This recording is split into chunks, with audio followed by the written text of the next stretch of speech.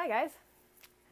So I don't know all of you, but I'm Christel and I'm one of the original creators of this group with Heather, and I was just perusing through the group, and this is one of those groups where we're not trying to post we're just posting when it pops.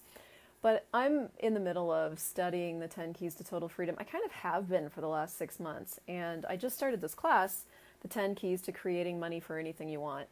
And what we're doing is we're taking one key per week and really diving into it with a call, and then, playing with it throughout the week. So this week was, would an infinite being truly choose this? But next week starts, hi Marilyn, next week starts playing with interesting point of view. I have this point of view with money.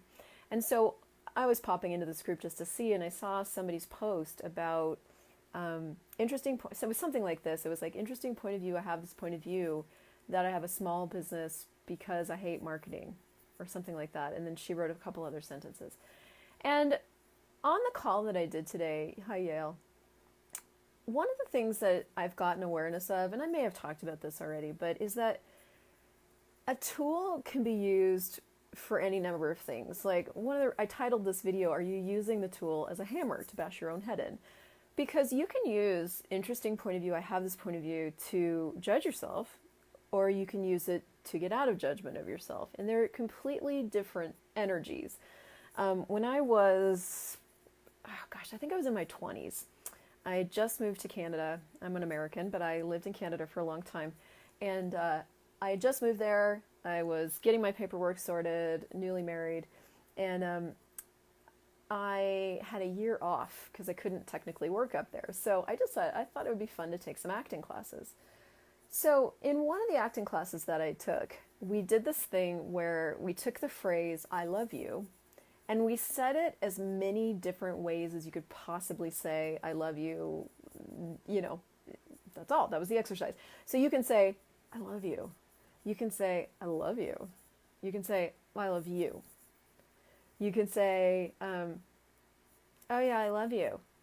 Right? You can take this one phrase and it can mean anything.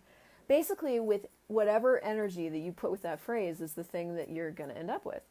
So what I find a lot of us do with these tools, like, would an infinite being truly choose this, is we go would an infinite being truly choose this? Would an infinite being truly choose to have no money? We actually use it to judge ourselves. And interesting point of view, I have this point of view that I have this business that I'm not marketing, and that's so small, or whatever she said. I'm butchering it, but interesting point of view, I have this point of view, you can be whatever energy you want to be with it. It's basically this hammer that you've got in your hand. Interesting point of view is this hammer, and you can use it to bash your head in. You can use hammers to kill people. I've seen movies. Or you can use it for what it was really created for, which is to help you make your life easier. All right? Pounding nails in with the heel of your hand leaves bruises. So what's going to make your life easier? A hammer. But you could also use it to bash. You can use it for anything. And I really would love to invite you to look at maybe how you're using it, or even if you're using it. We started this group. We're going to use it for a whole year. Are you using it? Are you taking every single thing that comes into your awareness around money and going, wow, interesting point of view, I have this point of view that this is hard. Interesting point of view, I have this point of view. Interesting point of view, I have this point of view that I can't do any more than this. Or interesting point of view, I have this point of view that, that marketing is required. At the end of the day, that's just an interesting point of view. I've seen lots of people's businesses grow from no marketing, just word of mouth, that people just talked about them and their businesses just grew. So every single thing is really just an interesting point of view, but how are you using it? One more quickie story and then I'll let you go. So I have a degree in theology. And what that means is when I was 25, I went to Bible school in the southern United States. And one of my favorite, it was such a cool school actually. It was run by this humanoid guy, total hippie guy, and he kind of combined all these modalities and whatever. But one of my favorite series of classes was around the Gospels. And these books were written in the time they were written about the time that Jesus was visible on the earth. So basically over about 3 years, from age 30 to age 33, the Gospels were written. And, that period of time was where basically Jesus went on the road. He took everything that he'd learned. He was 30 years old. He'd, been in the synagogues and been learning and been studying the Torah, and he'd been hanging out and whatever. He basically took his show on the road, and he traveled all over that area. And one of the things that would happen is like he'd perch himself up on a hill and he'd start talking about something, and all these people would gather around. And this was sort of the culture of the day in Israel. And for those of you that live in Israel, I might be butchering this, so please forgive me. But the culture of the day was way more like, delivering stories and, creating change that way. And so people would gather around, outside. So what would happen is like, because he was Jewish, but he wasn't actually being Jewish, he was being something else, the Sadducees and the Pharisees of the day would come and they would challenge him, and they would be like, well, what about this? And one of those mini conversations that was recounted in these Gospels was, what does the Torah say? And how do you read it? So what is it? Because they would say, well, it says this. What about that? Trying to find a flaw in what he was talking about. But when you really look at the energy of Jesus, like, if you really just look at the energy, what he was talking about was no judgment, no discrimination, no discernment, really like being. And these people were trying to like pin him down on the letter of the law, like the rightness of the law.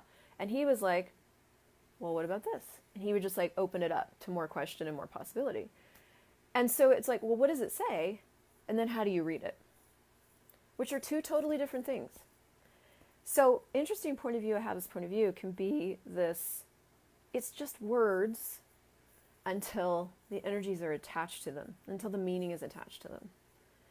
And if you're willing to, this phrase can be freedom from points of view. It can also be the locking in of you and your commitment to you to judge you nonstop 24/7. And so if you're watching this and you find yourself that, I really do use this tool to judge myself kind of constantly. Like, interesting point of view, I have this point of view. And I use it to judge other people too. Interesting point of view, they have this point of view, right? That's cool. There's nothing wrong with that. What I want to invite you to look at is like what these two clearings from they say 8 Jewish people, 1,000 points of view. Yeah. Oh my God, we could have some fun conversations about all that. But thanks, Maxine. What I want to invite you to look at is if you're using this tool to judge yourself, just be with it. Go, okay, I like judging myself. You don't even have to say that, but there's these two clearings in key 10, no exclusion, that go like this. What contribution is blank to my life, my living, and my reality? Now, I may have already talked about this, but I'm just reminding all of us, if I've said it before, maybe play with it this time. What contribution is blank to my life, my living, and my reality, and everything that doesn't allow that to show up, right, wrong, good, bad, pot, poc, online, shorts, boys, meons, and what contribution is excluding, fill in the blank, to my life, my living, and my reality?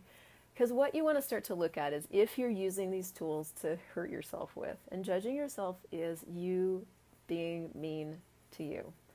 And you can judge yourself in 82 different ways all day. You can judge yourself with what you're choosing. You can judge yourself with not doing consciousness right. You can judge yourself with whatever you've decided you should be choosing that you're not choosing. There's like so many different creative ways that we judge ourselves. If that's what you're choosing all the time, what you got to start to look at is what is actually going on? What is the contribution of judging myself? What have I decided about it? And that right there, just that, will get you to start to shine the light of awareness on whatever's really going on. If the truth is that we don't actually have problems, like, it doesn't matter what we're choosing, we don't really have problems. Problems are a creation. If that's a possible truth, and I'm not saying you have to buy into it or believe it, and that's not what you're choosing, right? It's like, okay, so that's a possible truth, but what I'm choosing is problem after problem after problem, trying to change it because I think it's wrong and I shouldn't be, and I'm wrong, and I'm wrong, I'm wrong, I'm wrong. Then the choice of that reality is a gift to you in some way.